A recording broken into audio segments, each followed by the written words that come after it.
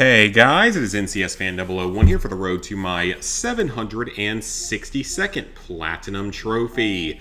Today's game was the PlayStation 4 version of the Raven. So this is a point-and-click adventure game. It was made or published by THQ Nordic of all companies, which was a little bit surprising to see. This is a relatively easy Platinum Trophy overall, and it can be done in about, I'd say about 6-ish hours if you're following a guide. But you're going to have to follow a guide pretty closely on this game, because it's got some kind of finicky trophies and moments in it. Plus, it's a little bit janky with some of the, not necessarily tank controls, but definitely feel like older, outdated controls set up. So to get the Platinum Trophy, you have to do a bunch of different actions within each of the game's 3 episodes or chapters. I'm sure I'll refer to it in both senses throughout this. Some of these trophies are unmissable and story related, whereas some of them are just other actions you can do. But as long as you're following a guide, I would highly suggest the one on PlayStationTrophies.org. It is very accurate. I didn't run into any major problems with it, and I unlocked every single trophy along the way. So first off, we have the trophies from episode or chapter 1, and most of these are, I think, somewhat story related, but I'm not sure if you have to do all of them. Like the Baroness's Purse, I think this is something that you have to do, and the fingerprints, I think you have to do this one. The radio, I don't think you actually have to do, but it's pretty hard to miss because it's kind of right in your path. Then this is an unmissable story-related trophy. This, I think, is unmissable, but it's also one of the stupidest, finickiest things I've done in a point-and-click game, because you have to hit your controls in like a really specific way in a very specific order. It's just really dumb, and even like the video guides, comments in them say that this one's stupid, so it looks like I wasn't alone on that problem. So this one for sure is a missable trophy. You can potentially do this while lighting fewer than 4 matches, but you basically just have to interact with a whole bunch of different things, and every time you interact with something, he'll blow out his match, and then he'll have to relight a new one to keep moving. So it's easy to do as long as you know what you're doing. That's an unmissable story trophy. This, I believe, is an unmissable story trophy. This should be an unmissable story trophy. This one is very missable, and it's buggy, according to some people, at least on the PS3 version of the game. So I recommend following the guide on PlayStationTrophies.org exactly, and you shouldn't have any problems unlocking it. Just note that especially on the PS3 version, this trophy is known to be at least a little bit buggy. And I will also say that if you're going to play this game, play the PS4 version. The PS3 version is known to have a lot of other issues, including one of the most bizarre glitchy trophies I've ever seen, and I'll mention that when we get further down on the list. Then you're going to get trophies for finishing episode 1 while doing an outstanding job. So to do the outstanding job, it means that you have to get the maximum number of mind points or mind credit, whatever it's called.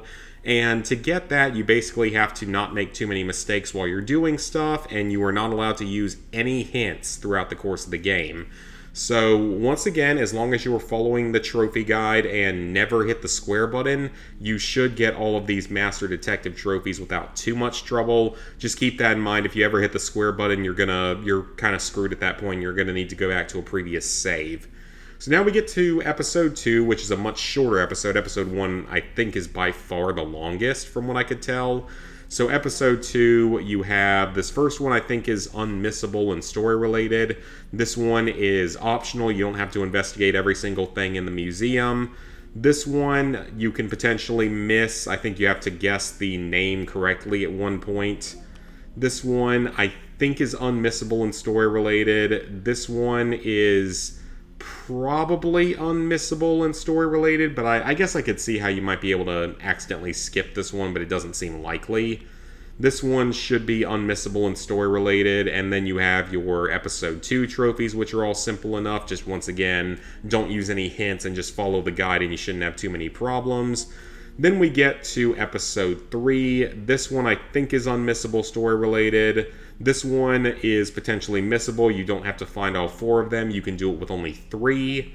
This one is unmissable and story related. This one is potentially missable. You have to play fetch with the dog outside of the museum in episode 3 3 times, but it's pretty easy. This one is unmissable story related. This one should be unmissable story related. This one should also be unmissable story related. And then you just have to finish out the game. So a lot of the trophies in the game I think are unmissable and story related, unless there are very different ways you can do some of these, but I don't really think you can. So a lot of trophies are pretty much unmissable, but a few of them are definitely missable. There is not necessarily a chapter select. I mean, it kind of is. You can restart each episode of the game if you ever need to go back and get a trophy that you missed, but you'll have to replay the entire episode, which can be a bit of a slog. So this trophy, I ran into no problems with it on the PS4, which is good, and it seems to be mostly fixed on the PS4 version.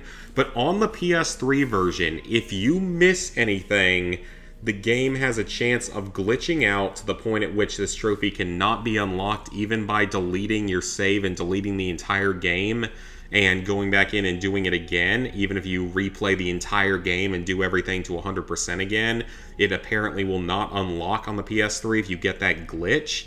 And the only way to fix it, supposedly, is to play the game on a whole different console, which is absolutely bizarre to me. I've never heard of that being a problem with any other game. But supposedly that is a thing with this game, so that's why I recommend not playing this game on the PS3. The PS3 also has one additional trophy for one of the puzzles, mini games, whatever you want to call it, but it's not in the PS4 version for some reason. I don't know why. And then you get a trophy for just finishing the game. So yeah, not a bad point-and-click game overall, but I would recommend being very careful with it. Definitely make sure you're following a really thorough guide the whole way through.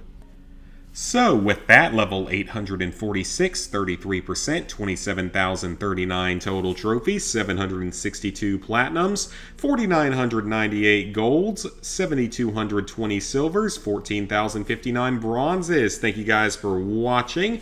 If you enjoyed the video, made it all the way to the end, make sure to leave me a like and subscribe and ring the bell if you haven't already. Let me know in the comments if you played this game, if you liked it, or if you ran into that really ridiculous, infamous glitch on the PS3 version.